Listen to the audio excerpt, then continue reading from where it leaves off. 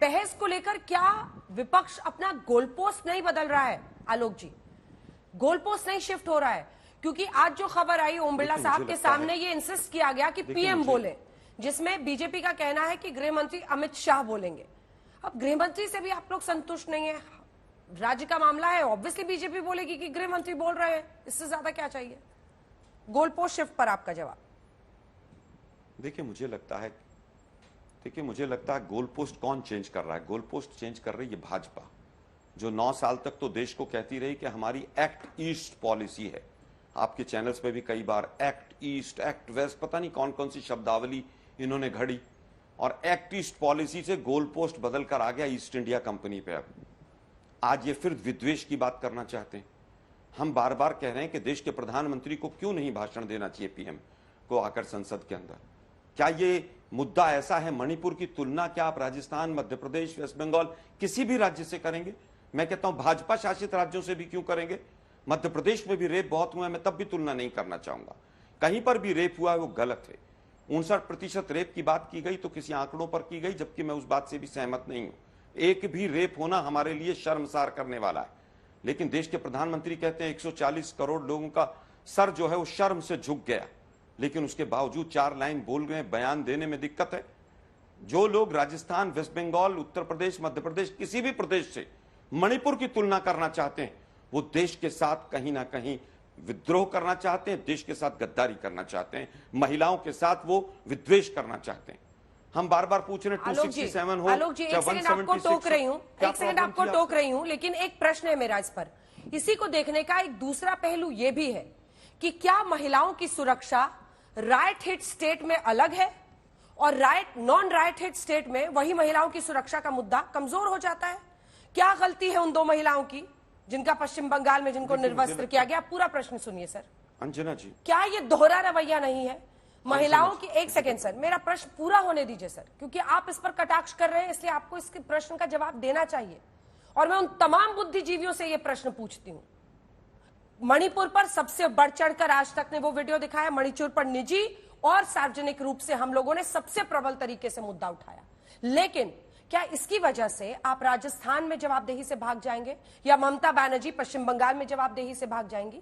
क्या महिलाओं की सुरक्षा सिर्फ एक राइट हिट स्टेट में बड़ी बात है? क्या नॉन राइट हिट स्टेट में महिलाओं की सुरक्षा मुद्दा नहीं है? अगर दिव्या मदेरना कहती हैं कि वो सुरक्षित नहीं महसूस कर रही हैं, तो कांग्रेस इस पर जवाब नहीं देगी क्योंकि मणिपुर जल रहा है। क्या आपके एक मंत्री को इसलिए बर्खास्त कर दिया जाएगा महिला सुरक्षा का मुद्दा उठाया क्योंकि मणिपुर जल रहा है? क्या ममता बनर्जी की अकाउंटेबिलिटी कम हो जाएगी 2 महिलाओं के निर्वस्त्र होने पर क्योंकि मणिपुर जल रहा है? इसका जवाब जरूर दीजिए। अंजना जी, मैं उत्तर देता हूं। अंजना जी, ममता बनर्जी जी के खिलाफ सबसे पहले अगर किसी ने आवाज उठाई तो कांग्रेस ने, और अधीर रंजन चौधरी जी हाई कोर्ट तक गए। क्या बीजेपी को वहां रोका है किसी ने? हमारा तो एक भी एमएलए नहीं है, तब भी हम आवाज उठा रहे हैं। क्या हमने बीजेपी को कहा है कि आप आवाज मत उठाइए? राजस्थान में अभी एक कल ही बीजेपी से तमाम बीजेपी के विधायक सदन को छोड़कर भाग गए। किसी ने मना किया था उनको चर्चा करने से? क्या बीजेपी के 300 सांसदों को क्या संसद के अंदर किसी ने मना किया है? मैं आज तक का धन्यवाद करूंगा कि मणिपुर को उन्होंने पूरी तरह से उठाया, और मैं कहूंगा कि आज तक राजस्थान में भी जो भी कुछ हुआ है उसको उठाए। 2 घंटे के अंदर अगर कल्प्रिट पकड़े जा रहे हैं और वेस्ट बंगाल के अंदर भी ये हुआ है, मैं समझता हूं कि उसकी तुलना करना कहीं ना कहीं मणिपुर के साथ धोखा करना है। अगर आपको करना है पूरा, आप एनसीआरबी के आंकड़े लेकर बैठिए ना बीजेपी के, और संसद में तुलना करवाइए उसकी, और संसद में एनसीआरबी के जो 2021 के बाद के आंकड़े नहीं आए उन पर भी तुलना कीजिए। मैं तो कह रहा हूं 2018 के बाद किसानों की आत्महत्या के आंकड़े आने बंद हो गए, उन पर भी तुलना कर लीजिए, उन पर भी पूरी तरह से चर्चा कर दीजिए। क्या बीजेपी के किसी भी सांसद ने वेस्ट बंगाल या राजस्थान की चर्चा होगी कोई नोटिस दिया है?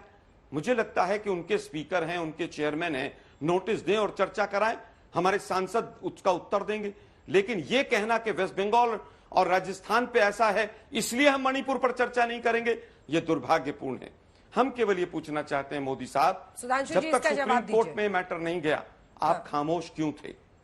1 मिनट, पहली चीज। दूसरी चीज, जब 267 में तमाम बार चर्चा हुई है, आप देखिए कि 90 से 92 में 4 बार चर्चा हुई है, इन्हीं की सरकार थी। 2004 में 3 बार हुई है, 2013 से 2016 तक 4 बार चर्चा हुई है, नोटबंदी पे 2016 में चर्चा हुई है। तो क्या इन मुद्दों पर जब चर्चा तमाम मुद्दों पर पहले हुई है तो मणिपुर जैसा ज्वलंत मुद्दा जो आग अब अन्य राज्यों में भी दिखाई दे रही है, बॉर्डरिंग स्टेट है और जिस तरह के हालात हैं, क्या उसके ऊपर चर्चा नहीं होनी चाहिए? लेकिन आज चर्चा का मकसद होना चाहिए, जिम्मेवारी तय होनी चाहिए। ये नहीं कि आए और 1 घंटा 2 घंटा भाषण दिया गृह मंत्री महोदय ने और चर्चा समाप्त हो गई। हम कह रहे हैं जिम्मेवारी तय हो। हम कह रहे हैं एन वीरेंद्र कुमार अभी भी मुख्यमंत्री क्यों बने हुए हैं? क्या उसके पास कोई करप्शन की बीजेपी की बहुत मोटी मोटी फाइलें हैं स्पेसिफिक सवाल है, इसका स्पेसिफिक जवाब दीजिए सुधांशु जी। क्या कारण है कि बीजेपी उनके सामने घुटने टेके हुए? बीरेंद्र सिंह के सामने क्यों घुटने टेके? जो उन्होंने पाखंड किया पिछली बार कि रेजिग्नेशन दे रहे हैं, फिर उसको फाड़ा, फिर कहा महिलाएं आ गई मेरे समर्थन में, जो ड्रामा उन्होंने रचा वो तो सबके सामने रचा। उसको बोलिए ना उनको कि जोड़े उन पेपर्स को और अपनी नाकामी के लिए अपनी जवाबदेही करें। और दूसरा प्रश्न सर, एक बार सर, मणिपुर पर एक सवाल है सर। मणिपुर का वो वीडियो वायरल हुआ, उसके बाद आप लोग आक्रामक हुए कि राजस्थान में ये हो रहा है, पश्चिम बंगाल में ये वीडियो देखिए वायरल हो रहा है, आपने रिएक्ट किया उस पर।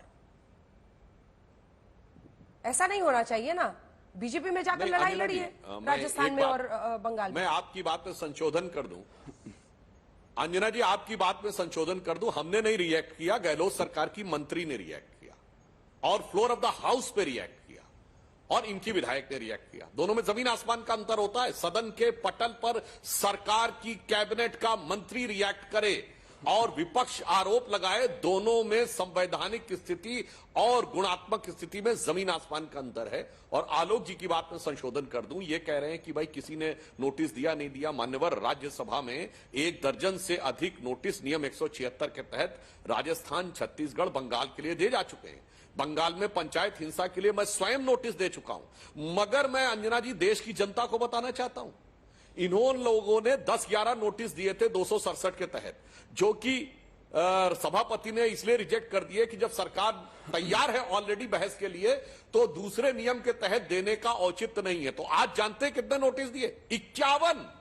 51 नोटिसेस, जिसमें कांग्रेस पार्टी के अकेले 1 दर्जन। अब बताइए समझ से बाहर है कि नहीं? एक ही पार्टी के 1 दर्जन सांसद एक ही विषय को लेकर, विपक्ष के 51 सांसद एक ही विषय को लेकर नोटिस दे रहे हैं। चलिए वो रिजेक्ट हो चुका, वो तो अलग बात है। इसका मतलब सब एक दूसरे से नंबर स्कोर करना चाहते हैं। इसका क्या मतलब हुआ? कांग्रेस पार्टी एक नेता नहीं तय कर सकती कि वो नोटिस देगा, जब डिसीजन होगा तो सब होंगे। नहीं, अलग अलग नेता देंगे। चलिए पार्टियां अलग अलग है, वो इंडिया में कितना एक है वो तो दिख रहा है कि 51 नोटिस दिए जा रहे हैं, मगर कांग्रेस पार्टी के अंदर दर्जन में नोटिस दिया रहे। इसका अर्थ ये हो गया कि मणिपुर पर गंभीरता नहीं है, मणिपुर पर संवेदना नहीं है, मणिपुर पर राजनीति करनी है और उसमें नंबर स्कोर करके दिखाने हैं कि हमारे कितने बार रिजेक्ट हुए, ये दिखाना है। ये इनकी बात को दर्शाता है। और दूसरी बात मैं कहना चाहता हूं, इन्होंने बिल्कुल सही बात कही, मणिपुर और राजस्थान या अन्य राज्यों की तुलना नहीं। कारण मणिपुर में जो घटना हुई है वो कोर्ट के निर्णय के बाद उपजे एक जातीय संघर्ष की स्थिति है। और मणिपुर में आज से नहीं 60-70 साल से यह परिस्थिति है। 2004 से 13 के बीच में भी 772 लोग मारे गए थे। परंतु राजस्थान में तो इससे पहले कभी ऐसी स्थिति नहीं आती थी। लॉ एंड ऑर्डर के लिए राजस्थान की तो पहले ऐसी छवि खराब नहीं थी। कभी सर तन से जुदा जैसी चीज राजस्थान में तो नहीं हुई थी। कभी पीएफआई के वो राजस्थान में तो नहीं हुए थे। रेप कैपिटल वो तो नहीं बना था। जो वहां पर है वो बगैर किसी उकसावे के होने वाली घटना, अर्थात सीधे सीधे लॉ एंड ऑर्डर का फेल्योर है।